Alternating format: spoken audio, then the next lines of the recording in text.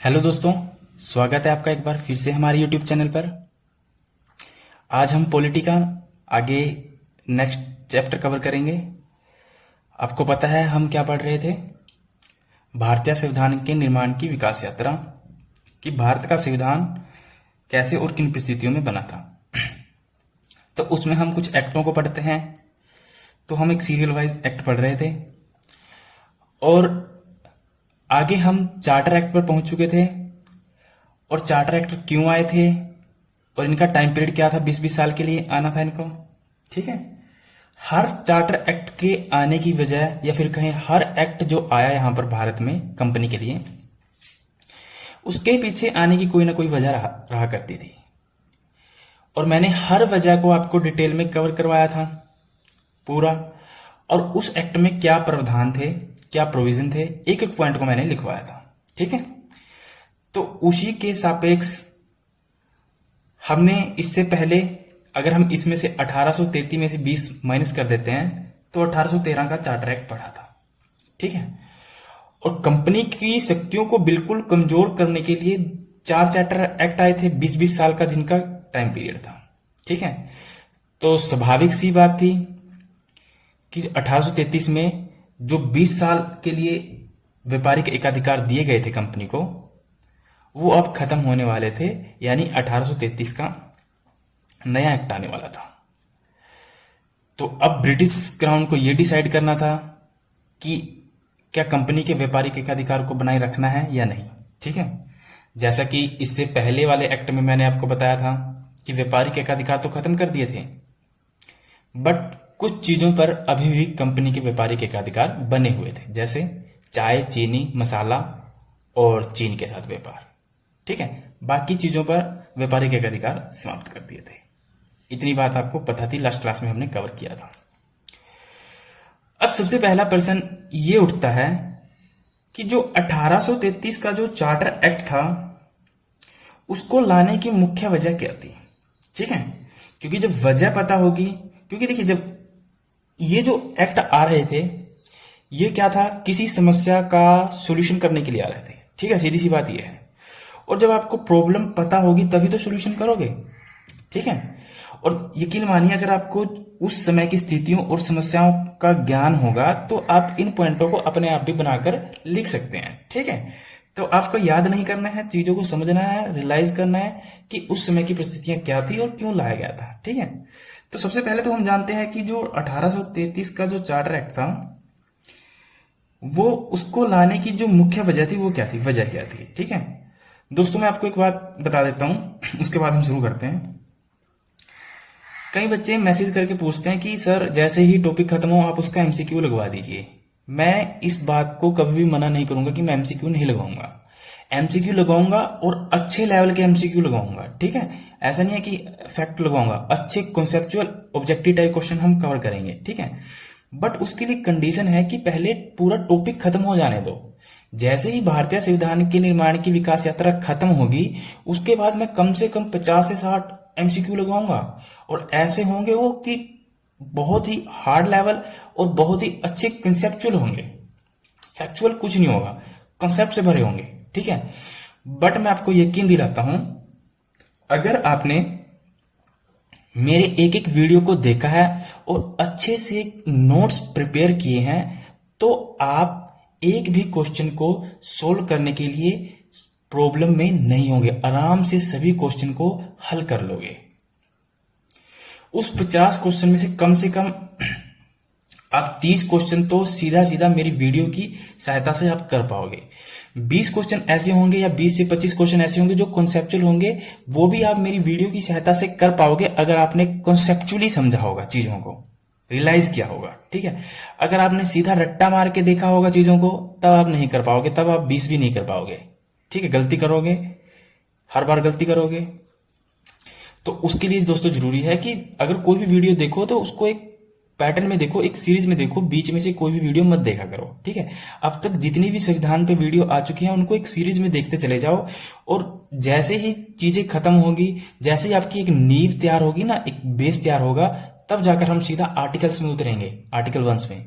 ठीक है, 1 2 3 ऐसे। अभी मैं सीधा आपको आर्टिकल में नहीं लेके जाऊंगा, अभी मैं फंडामेंटल राइट्स नहीं पढ़ाऊंगा, अभी हम राष्ट्रपति को नहीं पढ़ेंगे, ठीक है।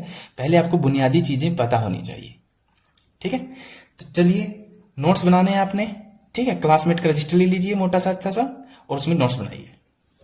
चलिए, 1833 का जो चार्टर एक्ट आया, उसके आने की जो वजह थी, मुख्य 2 वजह थी, ठीक है। 2 वजह थी मुख्य उसको लाने की।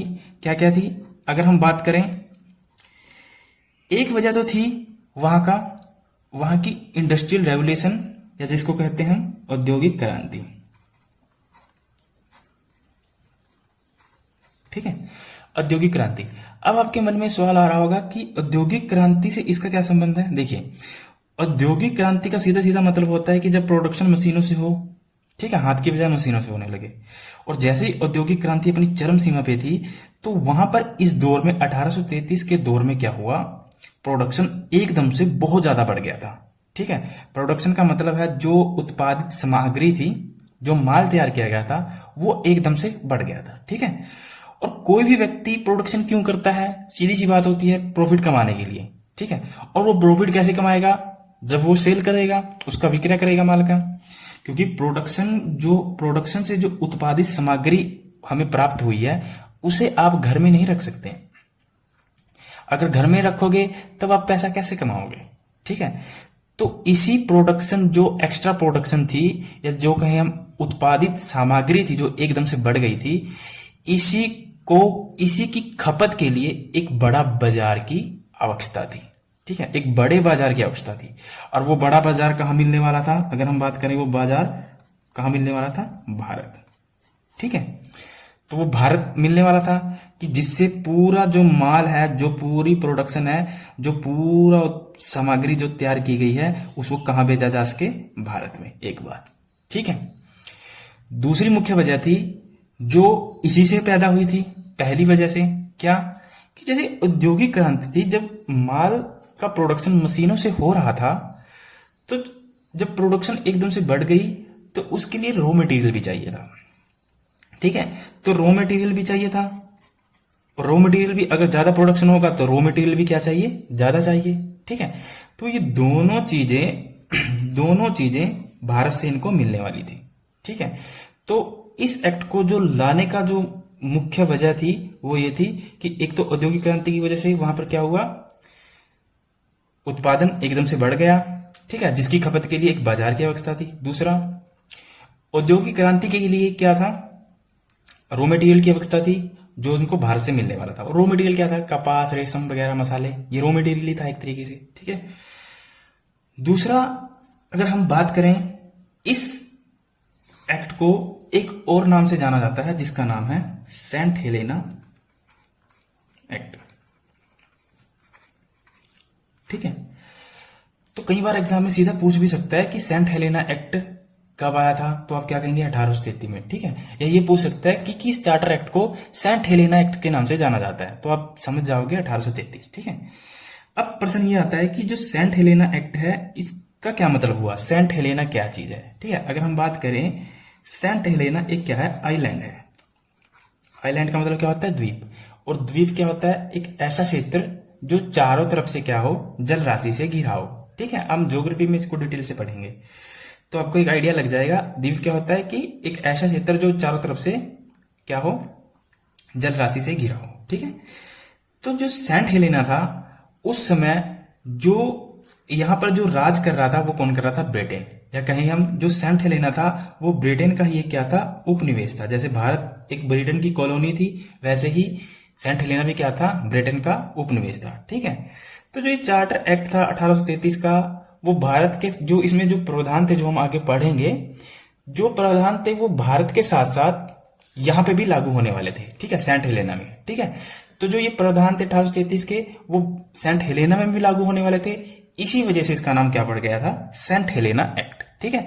तो यह हम ये कहें कि जो 1833 का जो एक्ट है चार्टर, उसको सेंट हेलेना एक्ट के नाम से भी जाना जाता है, ठीक है। एक बात, अब आपके मन में प्रश्न ये उठना चाहिए कि सर, जब औद्योगिक क्रांति की वजह से प्रोडक्शन बढ़ी और मार्केट भारत के लिए खोल दी गई, और औद्योगिक क्रांति तो इससे पहले भी शुरू हो चुकी थी, ठीक है, तो इससे पहले क्या वो अपना माल भारत में नहीं बेच रहे थे? तो बेच रहे थे। तो यहां पर ऐसा क्यों किया गया, यहां पर इसको एक्ट को लाने की क्या वजह थी? ठीक है, देखिए मैं आपको एक पॉइंट बता देता हूं, उसके बाद आपको समझ में आएगा चीजों को। आपको पता है कि जो ईस्ट इंडिया कंपनी थी उसके पास क्या था, व्यापारिक एकाधिकार था। ठीक है, यानी कहने का मतलब ये था कि भारत में जो ब्रिटेन का जो माल है वो ही कंपनी बेच सकती थी, ब्रिटेन का कोई दूसरा व्यक्ति या व्यापारी नहीं बेच सकता था। ठीक है, और कंपनी कितनी बड़ी थी और ब्रिटेन कितना बड़ा है और उसमें कितने व्यापारी, और मैंने शुरू में बताया था आपको कि जो ब्रिटेन है वो पूरा व्यापारियों से भरा हुआ है। ठीक है, क्योंकि वहां का जो बिजनेस है वो पूरा व्यापारी बेस्ड ही है, बिजनेस मतलब वहां की जो इकोनॉमी है बिजनेस बेस्ड है। ठीक है, और वहां के लोगों को कई लोगों को शौक होता है व्यापार करना। ठीक है, तो व्यापारिक एकाधिकार की वजह से जो ब्रिटेन का जो माल था वो कंपनी ही भारत में बेच सकती थी। ठीक है, और जो दूसरे व्यापारी थे वो नहीं बेच सकते थे। और इसका परिणाम ये हुआ कि वहां पर जो उत्पादित सामग्री थी डे बाय डे बढ़ती चली गई। ठीक है, और उसकी खपत के लिए हमें एक बाजार चाहिए था जो हमें भारत से उपलब्ध होने वाला था। ठीक है, तो ये मुख्य वजह थी इस एक्ट को लाने की। ठीक है, अब हम इसमें ये पढ़ेंगे कि इसमें क्या प्रावधान किए गए थे, क्या प्रोविजन थे, जो एग्जाम के पॉइंट ऑफ व्यू से बहुत ज्यादा इंपॉर्टेंट है। ठीक है, अगर हम बात करें सबसे पहला प्रोविजन क्या किया गया इसमें, कि जो कंपनी का जो व्यापारिक एकाधिकार था, जो कंपनी का व्यापारिक एकाधिकार था,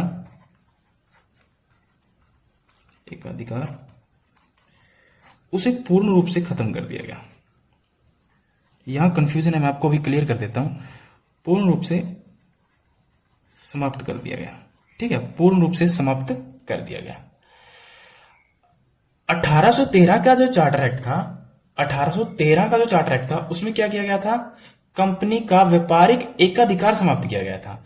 बट उसमें हमने कुछ रियायतें दी थी कंपनी को, जैसे चाय, चीनी, मसाला और चीन के साथ व्यापार करने के लिए। ठीक है, और जो भारत का बाजार था वो यूरोप के दूसरे व्यापारियों के लिए भी खोल दिया था। पर उसमें एक कंडीशन रख दी थी। क्या कंडीशन थी, कि जो भारत के जो दूसरे ब्रिटेन के जो दूसरे व्यापारी हैं वो भारत में लाइसेंस के साथ ही व्यापार कर सकते हैं। उसको लाइसेंस लेना पड़ेगा कहां से, ब्रिटिश गवर्नमेंट से। ठीक है, यानी ब्रिटिश क्राउन से पहले लाइसेंस लेना पड़ेगा, तब जाके वो भारत में व्यापार कर सकते हैं। ठीक है, तो इस एक्ट में क्या किया गया, जो कंपनी की का जो व्यापारिक एकाधिकार था उसको पूर्ण रूप से खत्म कर दिया गया, पूर्ण रूप से खत्म कर दिया गया। और भारत का पूरा बाजार ब्रिटिश व्यापारियों के लिए अब खोल दिया गया। अब उनको ना तो कोई लाइसेंस लेने की जरूरत थी, ठीक है, ना किसी प्रकार का आज्ञा पत्र। कोई भी ब्रिटेन का व्यापारी भारत में आकर अपना माल बेच सकता था, एक बात। ठीक है, और कंपनी के व्यापारिक एकाधिकार को पूर्ण रूप से खत्म करने के पीछे वजह क्या थी, सिर्फ यही औद्योगिक क्रांति। और वहां जो औद्योगिक क्रांति की वजह से जो वहां सामग्री थी, जो उत्पादित सामग्री थी, वो क्या हो गई थी, एकदम से बढ़ गई थी। ठीक है, प्रोडक्शन एकदम से, या कहीं हम जो वहां का माल था वो एकदम से बढ़ गया था, स्टॉक एकदम से बढ़ गया था। ठीक है, तो उसकी खपत के लिए क्या करना था, इसके व्यापारिक एकाधिकार को समाप्त करना था, एक बात। पर यहां दो कंफ्यूजन रहता है। अगर एग्जामिनर ये पूछे कि कंपनी का व्यापारिक एकाधिकार कब समाप्त किया गया, या कहें हम किस एक्ट के तहत समाप्त किया गया, ठीक है, तो आप लगाएंगे 1813 के तहत।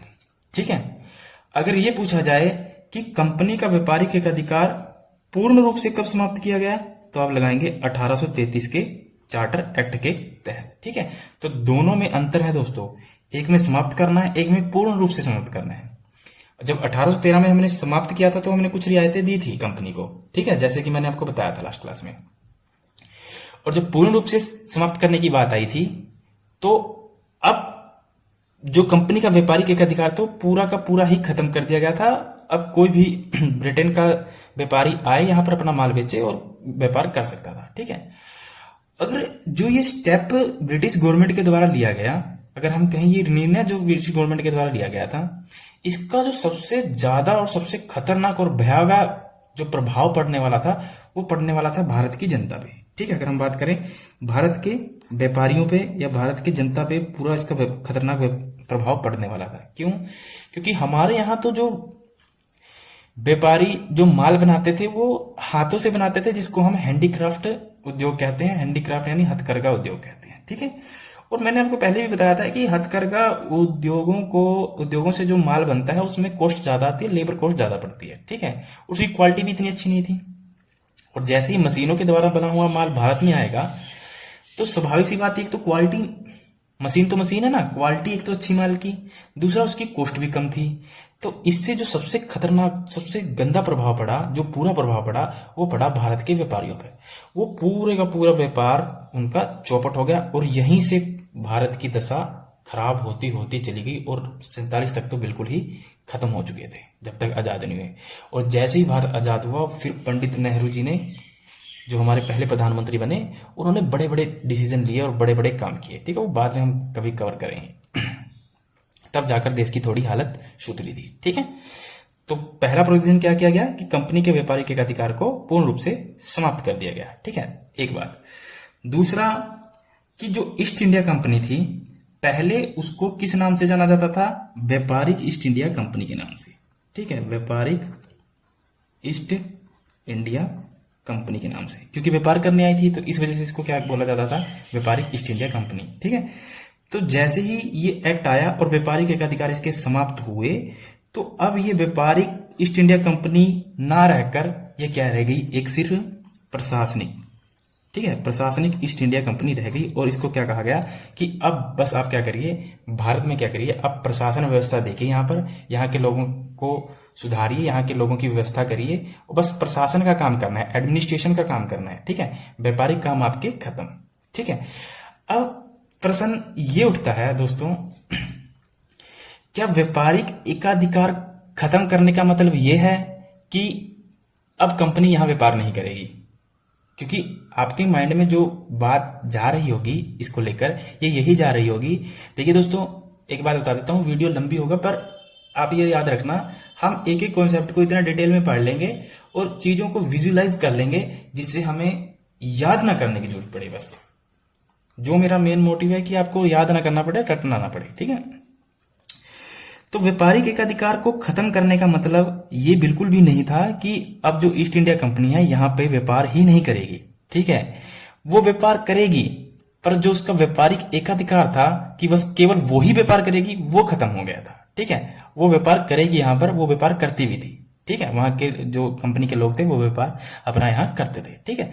बस इस एक्ट के तहत क्या हुआ, उसके व्यापारिक एकाधिकार खत्म किए और उसको एक प्रशासनिक निकाय बना दिया गया, कहीं हम एडमिनिस्ट्रेशन बॉडी बना दिया गया। आप क्या कीजिए, यहां पर प्रशासन की व्यवस्था करिए, सिस्टम तैयार करिए और यहां पर प्रबंध करिए, मैनेजमेंट करिए, ठीक है, एक बात।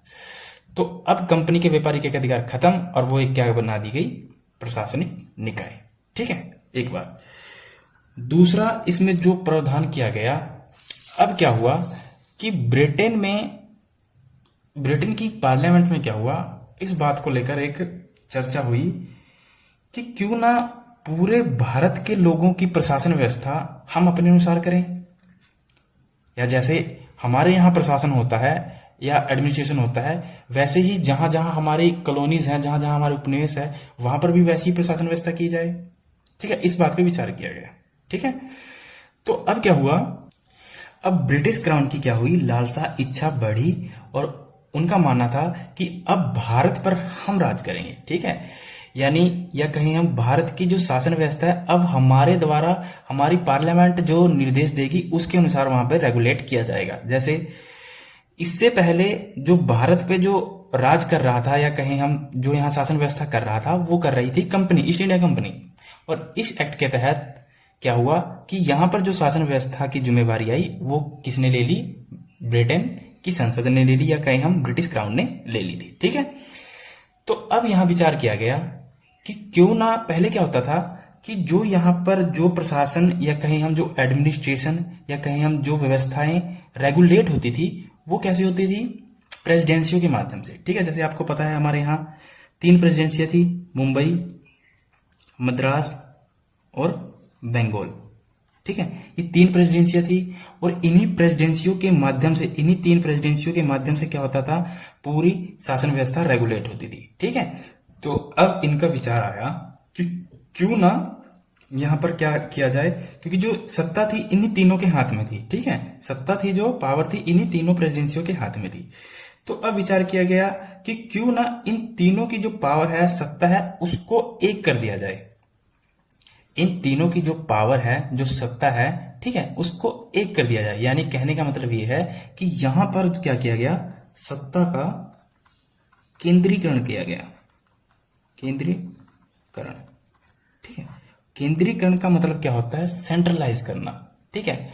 सभी चीजों को इकट्ठा कर कर एक केंद्र के अधीन कर देना, ठीक है, ये कहलाता है केंद्रीकरण, ठीक है। पूरी पावर या कहीं हम कि किसी भी समाज के लिए या किसी भी राज्य के लिए जो भी रेगुलेट होगा वो केंद्र से रेगुलेट होगा, ठीक है। तो इस एक्ट का जो सबसे इंपॉर्टेंट पॉइंट था वो था सत्ता का केंद्रीकरण, ठीक है। और इसी पॉइंट में काफी पॉइंट छिपे हुए हैं, वो इसको हम पूरा डिटेल में डिस्कस करेंगे, ठीक है। इस चीज को समझना बहुत ज्यादा जरूरी है दोस्तों, ठीक है। अब जब सत्ता का केंद्रीकरण किया गया, ठीक है, यानी जो पावर है या जो प्रशासन है, अब वो कहां से, जो प्रशासन है वो कहां से रेगुलेट होगा, केंद्र से, ठीक है, केंद्र से रेगुलेट होगा। पर अब जरा मेरे को बताइए कि कोई भी जब प्रशासन या नीतियां जब कहीं से रेगुलेट होती है तो उसके लिए एक सोर्स चाहिए। जैसे मैं आपको एक एग्जांपल के तौर पे बताता हूं, फिर आपको समझ में आएगा। आज हमारे देश में प्रशासन भी है, शासन भी है। शासन मतलब जो राजनीतिक लोग हैं, ठीक है। प्रशासन मतलब आईएएस आईपीएस अधिकारी, ठीक है। ये लोग क्या करते हैं, नीतियां बनाते हैं, कानून बनाते हैं। किसके लिए बनाते हैं, हमारे लिए बनाते हैं, भारत की जनता के लिए बनाते हैं, उनको रेगुलेट करने के लिए बनाते हैं, ठीक है। बट वो ऐसा कोई भी कानून नहीं बना सकते जो संविधान से ऊपर हो, ठीक है। या हम ये कहें कि भारत की जनता को रेगुलेट करने के लिए वो जो कानून बनाते हैं उसके लिए जो वो सोर्स लेते हैं, जो रेफरेंस पॉइंट लेते हैं, वो क्या लेते हैं, वो लेते हैं संविधान, भारत का संविधान।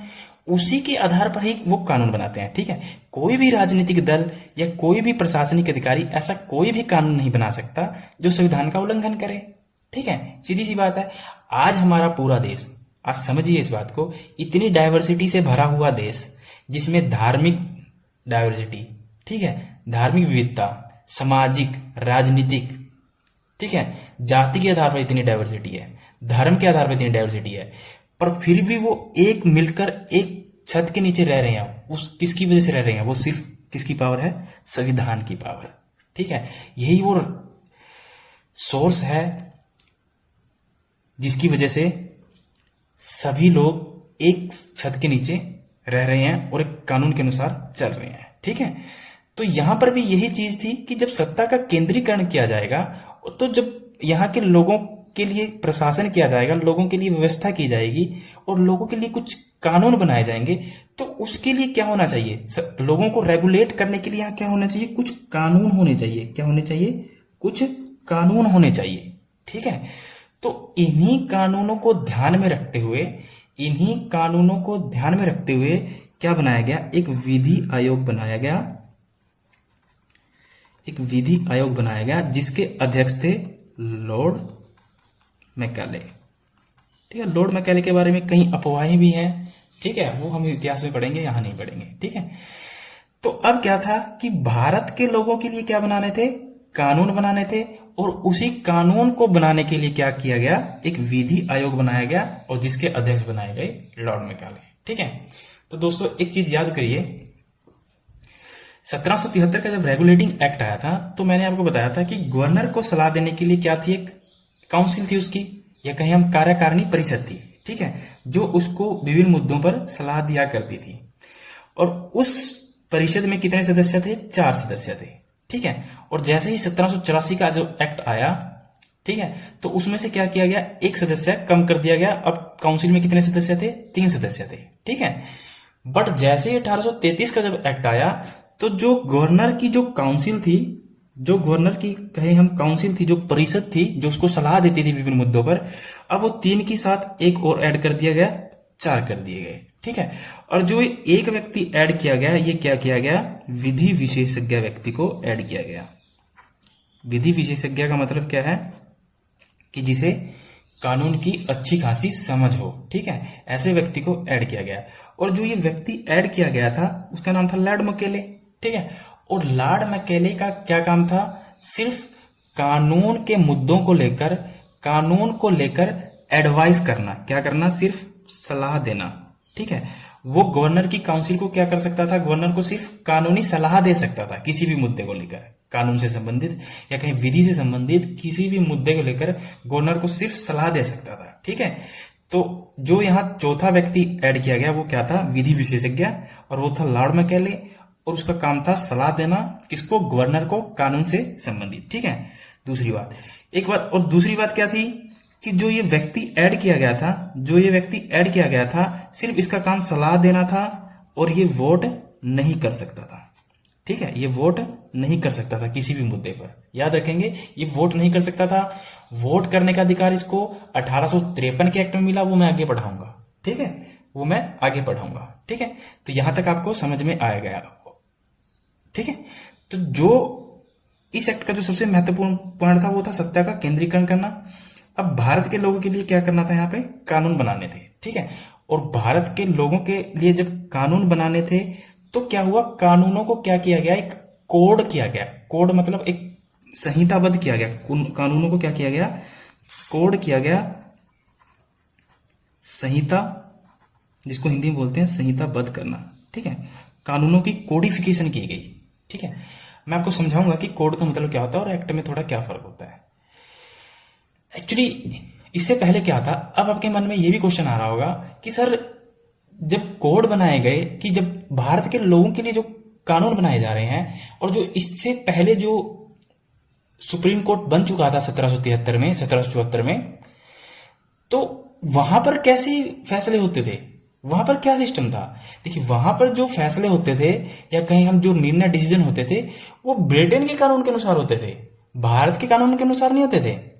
और वहां भारत के मुद्दे बहुत कम जाते थे, भारत के मुद्दे तो यही गांव में ही, लोकल पंचायत में ही सोल्व हो जाया करते थे, ठीक है। तो अब प्रश्न उठता है कि जो ये कानून बनाए जा रहे हैं किसके लिए बनाए जा रहे थे, भारत के लोगों के लिए। और दोस्तों ये पहला एक्ट था, ये 1833 का जो पहला एक्ट था जो भारत की जनता पे लागू होने वाला था, भारत की जनता पे लागू होने वाला था ये एक्ट, ठीक है। इससे पहले जितने भी एक्ट आए थे क्या वो भारत की जनता पे लागू होते थे, नहीं, वो किस पे लागू होते थे, सिर्फ कंपनी पर लागू होते थे। और यही पहला एक्ट था जो भारत की जनता पे लागू होने वाला था, ठीक है। तो कई बार क्वेश्चन ऐसे ही पूछ सकता है कि ऐसा कौन सा एक्ट था कि जिसके तहत भारत की जनता पे लागू होने वाला था, वो था 1833 का एक्ट, ठीक है। अब क्या किया गया, कानूनों को, यहाँ के जो कानून थे, ठीक है, उनको क्या किया गया, कोड किया गया। और कोड करने का काम किसको दिया गया, लॉर्ड मैकेले को, ठीक है। अब देखिए, अब प्रश्न उठता है कि भारत के लोगों के लिए कानून बनाने थे, क्या भारत में पहले कोई कानून नहीं था, क्या भारत में पहले कोई कानून नहीं था, तो ये बात भी आपको पता होनी चाहिए, ठीक है। देखिए अगर हम बात करें, जो यहां मेजोरिटी थी वो थी हिंदू और मुस्लिम। यहां दो जो मुख्य संप्रदाय थे या कहीं दो वर्ग थे, वो थे हिंदू और मुस्लिम। हिंदुओं का जो कानूनी सोर्स था वो था मनुस्मृति, मनुस्मृति, या कहीं हम कुछ प्रथाएं या कहीं हम कुछ मान्यताएं, ठीक है। यह हम कहें किसी भी विवाद को लेकर जो उसका समाधान होता था, उसके लिए जो सोर्स रखा जाता था, जिस सोर्स के आधार पर जो कोई भी समस्या का सॉल्यूशन किया जाता था, वो था मनुस्मृति और प्रथाएं और मान्यताएं। सेम मुस्लिम समाज में भी था, जैसे कि यहां पर क्या था, शरीयत, और उनकी भी कुछ प्रथाएं थी और अपनी मान्यताएं थी, ठीक है। तो इन्हीं के आधार पर क्या होते थे, इनके समस्याओं का समाधान किया जाता था, ठीक है। अब दिक्कत ये आई, देखिए पहले तो चलता रहा काम, अब दिक्कत क्या आने लगी इसमें। देखिए पहले क्या होता था कि मान लीजिए हिंदू पक्ष में किसी चीज को लेकर कोई विवाद हो गया और दोनों पक्ष क्या है, हिंदू हैं, ठीक है। तो जो उनका समाधान था वो मनुस्मृति और प्रथाओं के आधार पर कर दिया जाता था। ऐसे ही अगर मान लीजिए मुस्लिम के किसी दो पक्षों में किसी चीज को लेकर विवाद हो जाता था, तो उन दोनों को भी मुस्लिम के शरीयत कानून या उनकी प्रथाओं या मान्यताओं के अनुसार उनका समाधान कर दिया जाता था, ठीक है। बट दिक्कत क्या आई कि मान लीजिए अगर कोई ऐसा विवाद आ जाए जिसमें एक पक्ष में हिंदू हो और एक पक्ष में मुस्लिम हो, ठीक है, तो उनके विवाद का जो समाधान है वो किसके कानून के अनुसार किया जाएगा, हिंदू के अनुसार किया जाएगा, मुस्लिम के अनुसार किया जाएगा। ये सबसे बड़ी समस्या पैदा हुई। ठीक है, तो कानून तो पहले थे और कानूनों को ही कोड क्या किया गया, इन्हीं कानूनों को क्या किया गया, चुन चुनकर एक कोड तैयार किया गया। ठीक है, और जो यही कोड है जो विधि आयोग था, यही विधि आयोग अभी तो क्या था 1833 में, इसमें क्या था, प्रावधान था, और यही विधि आयोग 1860 में जाकर आईपीसी बना, इंडियन पिनल कोड। ठीक है, 1833 में प्रावधान आ चुका था, काम शुरू हो चुका था, और ये रेडी कब हुआ, जाकर फाइनली 1860 में, और इसका नाम क्या पड़ गया था, आईपीसी। ठीक है, अब देखिए मैं आपको थोड़ा सा बता दूं कोड और एक्ट में क्या अंतर होता है, फिर कभी इसमें डिटेल डिस्कस करेंगे। पहले मैं आपको थोड़ा सा डिफरेंस बता देता हूं, एक्ट और कोड में क्या डिफरेंस होता है। जो एक्ट होता है वो एक प्रोसीजर के तहत बनता है, एक प्रोसेस के तहत बनता है। इसका क्या मतलब हुआ, एक्ट बनने से पहले क्या होता है, एक ड्राफ्ट होता है, ड्राफ्ट कहें हम मसौदा, ठीक है, बिल, और जैसे ही वो ड्राफ्ट संसद के दोनों सदनों, लोकसभा राज्यसभा में पास होता है, और पास होने के बाद जब वो राष्ट्रपति के पास जाता है, और राष्ट्रपति जब उस पर अपने हस्ताक्षर सिग्नेचर कर देते हैं, तो वो क्या बन जाता है, एक्ट बन जाता है, अधिनियम बन जाता है। ठीक है, तो इस प्रकार हम कह सकते हैं कि एक्ट क्या होता है, एक प्रोसीजर के तहत बनता है, एक प्रोसेस के तहत बनता है। ठीक है, कोड कोई प्रोसेस के तहत नहीं बनता। कोड क्या होता है, जो समाज में पहले से ही विद्यमान कानून है, या कहें हम समाज में पहले से ही जो कानून उपलब्ध हैं, उन्हीं कानूनों को क्या करना, कलेक्ट करना, उन्हीं लॉ को कलेक्ट करना ही क्या कहलाता है, कोड कहलाता है। ठीक है, तो यहां क्या था कि हिंदू लॉ, हिंदुओं के लिए मनुस्मृति और मुस्लिमों के लिए क्या थी, शरीयत। तो इन्हों दोनों समाजों, दोनों धार्मिक समाजों के लिए पहले से कानून थे, उनकी आस्थाएं, उनकी प्रथाएं थी। इन्हीं की प्रथाओं को क्या किया गया, उठाया गया, इन्हीं के प्रथाओं को उठाया गया और उठाकर एक कोड तैयार किया गया। ठीक है, और यही कोड जब तैयार होकर 1860 में बना, और यही कहलाया इंडियन पिनल कोड। ठीक है, अब देखिए कोड को मैं अगर आपको और मीनिंग में समझाना चाहूं कि कोड क्या हो सकता है, जैसे मान लीजिए मैं आपको एक उदाहरण से समझाता हूं, आपको फिर डिटेल में समझ में आएगा। ठीक, मान लीजिए दो व्यक्ति हैं, ये एक है, ये बी है, दो व्यक्ति हैं। ठीक है, ए के पास बी को मारने के कई ऑप्शन हो सकते हैं, यानी बी, ए के पास ऐसे कई ऑप्शन हैं, ठीक है, जिससे बी मर सकता है। फॉर एग्जाम्पल मान लीजिए ए ने क्या किया, बी के सर में डंडा मारा, ठीक है, जिससे उसकी मृत्यु हो गई, क्योंकि सर में डंडा मारने से भी उसको मर सकता है। मान लीजिए ए ने बी को पत्थर से मारा, तब भी मर सकता है वो। मान लीजिए ए ने बी को चाकू से मार दिया, तब भी मर सकता है वो। मान लीजिए ए ने बी को गोली से मार दिया, ठीक है, तब भी मर सकता है। ठीक है, तो यहां हम क्या देख रहे हैं कि जो एक एक कृत्य हैं, जो एक एक कार्य हैं, ठीक है, जो एक एक कृत्य हैं, वो एक बार तो क्या है कि वो डंडे से मारता है तब भी मर जाता है बी, पत्थर से, चाकू से गोली मारने से भी क्या हो जाता है, मर जाता है। ठीक है, तो कोड के अंतर्गत क्या किया जाता है कि अब देखिए जब कोड तैयार किए जा रहे थे, तो अब ये तो नहीं लिखेंगे कि डंडा से मारने पर अगर कोई व्यक्ति मरेगा तो उसको 5 साल की सजा, पत्थर से मारने पे मरेगा तो 4 साल की सजा, चाकू से मारने पे मरेगा तो 7 साल की सजा, गोली के मारने से मरेगा तो 10 साल की सजा। ठीक है, तो ये तो नहीं लिखते ना, तो ऐसे तो कई चीजों से मर सकता है बंदा। मान लीजिए किसी ने थप्पड़ मार दिया और क्या पता वो मर जाए। ठीक है, तो इसी चीजों को क्या किया गया, कोड किया गया। ठीक है, और कोड में क्या लिख दिया कि मान लीजिए भाई अगर किसी व्यक्ति के द्वारा, किसी व्यक्ति के कृत्यों के द्वारा अगर किसी की मृत्यु हो जाती है, मौत हो जाती है, तो उस पर दफा 302 लगेगी। ठीक है, और आपको पता है 302 क्या है, मर्डर, हत्या का केस, हत्या की वो धारा है। ठीक है, तो अगर किसी भी व्यक्ति के द्वारा कोई भी कृत्य किया जाता है जिससे मान लीजिए उसकी मृत्यु हो जाए, तो उस पर क्या लगेगी, 302 लगेगी, और जो भी प्रावधान होगा 302 के अंतर्गत उसको उसके अनुसार सजा मिलेगी। यही कहलाता है कोड। ठीक है, यही कहलाता है कोड। यानी कोड के अंतर्गत क्या होता है, कोई नए कानून नहीं बनते, कानून पहले से ही विद्यमान होते हैं, बस उनको उठाकर कोड किया जाता है, कलेक्ट किया जाता है। यही कहलाता है कोड और एक्ट में अंतर। ठीक है, फिर कभी इसको हम डिटेल में कवर करेंगे। ठीक है, अब मान लीजिए किसी की बीवी ने अपने पति को बेलन से मार दिया और पति उधरी मर जाए, तो ये थोड़ी ना लिखेंगे कि बेलन से मारने पर, जब पत्नी बेलन से मारेगी पति को, अगर वो मर गया तो उसको इतने साल की सजा। बस मर गया, उसकी हत्या हो गई, मर्डर होगी, तो उस पर 302 लगेगी लगेगी, चाहे बेलन से मारे चाहे चाकू से मारे। ठीक है, तो इस प्रावधान के अंतर्गत क्या किया गया था, सत्ता का केंद्रीकरण। और सत्ता का केंद्रीकरण का सीधा सीधा मतलब यह था कि यहाँ की प्रशासन हम अपने अनुसार चलाएंगे और उसके लिए कुछ रेफरेंसिंग पॉइंट रहना चाहिए, सोर्स रहना चाहिए, कुछ कानून बनाएंगे, कुछ कॉमन कानून बनाएंगे। ठीक है, या कहीं हम कुछ कॉमन लॉ बनाएंगे और इन कॉमन कानूनों के आधार पर क्या किया जाएगा, भारत में शासन व्यवस्था की जाएगी। ठीक है, तो ये था सत्ता का केंद्रीकरण का पॉइंट। ठीक है, अब आई होप आपको समझ में आ गया होगा। ठीक है, जो आईपीसी बनी वो 1860 में बनी थी। यहां क्या था, इसका प्रावधान किया गया था। ठीक है, जो विधि आयोग बना था इसका काम ही क्या था, जो विधि आयोग था इसका काम क्या था, भारत के लोगों के लिए क्या बनाना था, एक कॉमन कानून बनाना था। ठीक है, कोड तैयार करना था। तो आई होप आपको ये पॉइंट समझ में आया होगा। ठीक है, तो चलिए और इसके जो आगे एग्जाम्पल्स हैं, वो प्रावधान है, वो भी देख लेते हैं।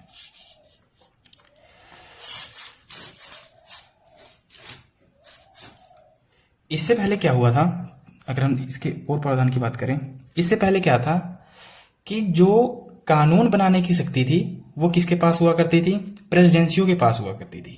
जैसे ही कानून बनाने का जब केंद्रीकरण किया गया, तो उससे पहले क्या था कि जो कानून बनाने की शक्तियां हुआ करती थी वो प्रेसिडेंसियों के पास हुआ करती थी।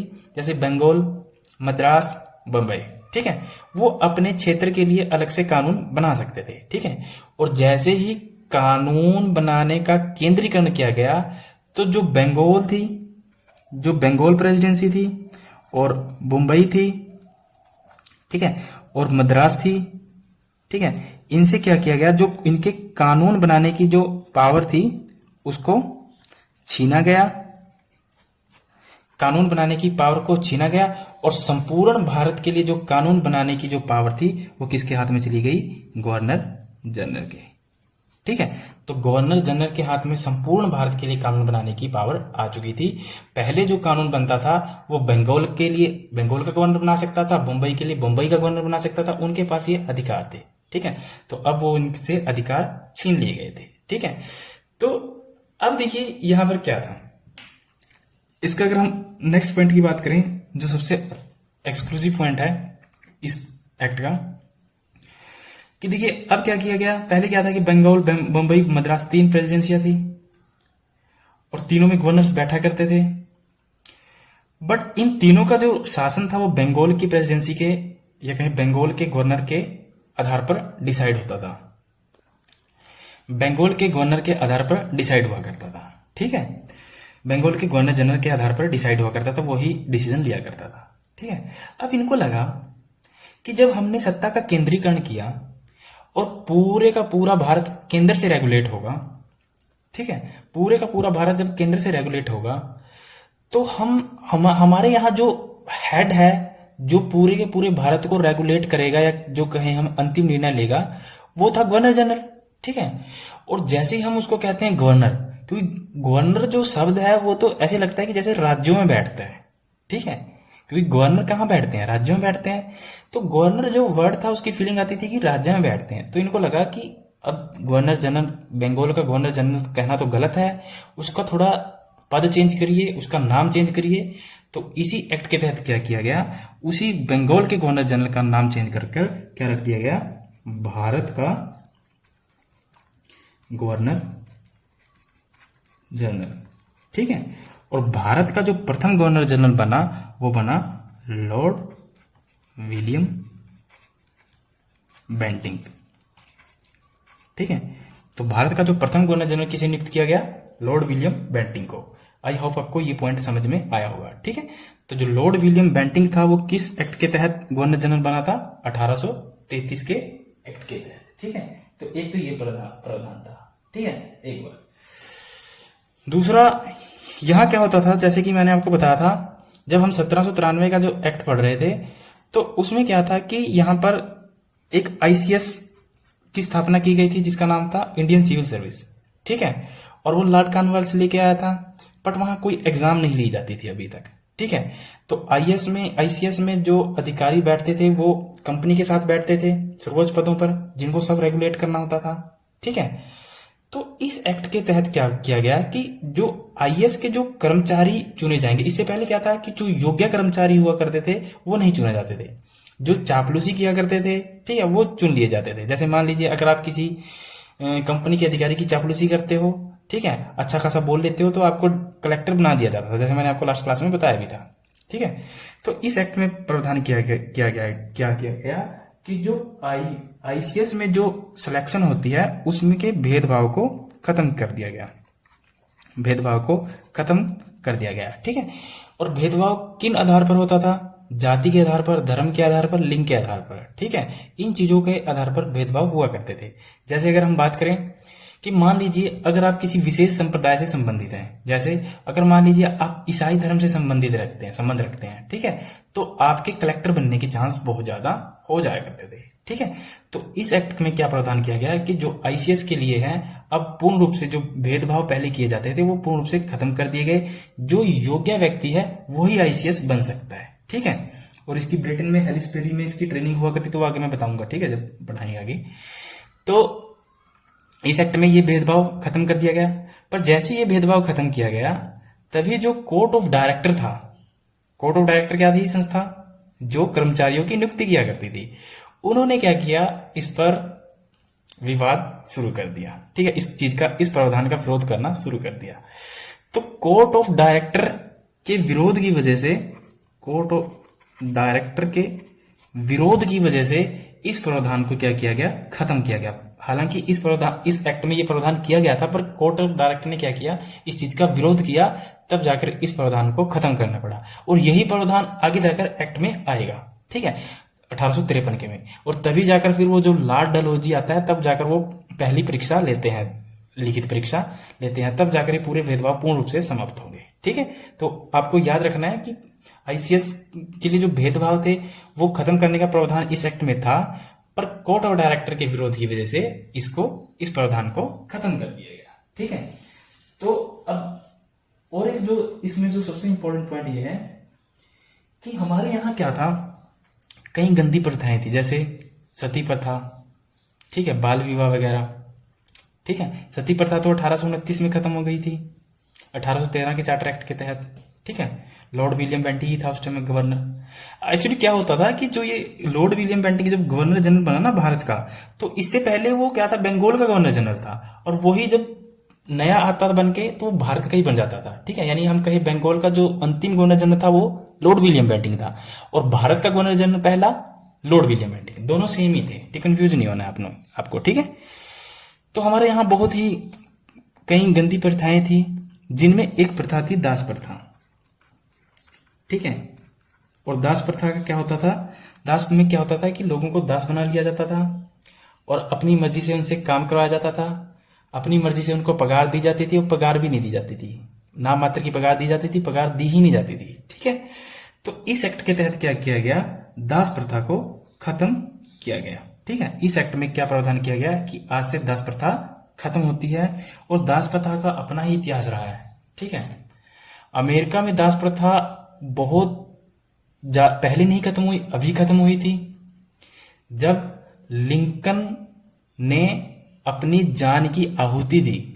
लिंकन को अपनी जान देनी पड़ी, जान गंवानी पड़ी दास प्रथा को खत्म करने के लिए। ठीक है, वो फिर देखेंगे हम, कभी अमेरिका का इतिहास पढ़ेंगे तब देखेंगे। ठीक है, तो इस एक्ट में क्या प्रावधान था कि यहां पर क्या किया गया? दास प्रथा को खत्म कर दिया गया। ठीक है, और वो किया गया था 1843 में। एक पॉइंट और लिख लीजिए, ये पूछ सकता है कि दास प्रथा जब खत्म हुई तो उस समय भारत का गवर्नर जनरल कौन था? ठीक है, तो उस समय भारत का गवर्नर जनरल था लॉर्ड एलन बेरो। लॉर्ड एलन बेरो के कार्यकाल में क्या हुई थी? दास प्रथा क्या हुई थी? खत्म हुई थी। ठीक है, 1843 में।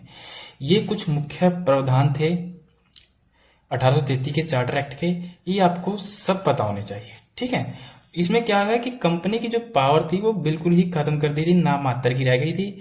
वो बस एक क्या थी, अब एक प्रशासनिक संस्था बन के रह गई थी, प्रशासनिक निकाय बन के रह गई थी, और उसका काम था, हाँ, उसके पास एक और था, कंपनी के पास अभी राजस्व वसूलने का अधिकार था, क्योंकि राजस्व वसूलना भारत के लोगों से मतलब टैक्स लेना, ठीक है, बहुत ही मुश्किल काम था।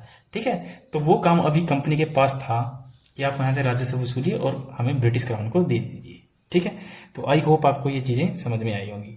अगर दोस्तों समझ में आया है तो लाइक करें, शेयर करें, कमेंट करें, और अगर आप तक अभी ने हमारा चैनल सब्सक्राइब नहीं किया है अभी तक, तो आप उसको सब्सक्राइब कर लें। ठीक है। Thank you, all the best.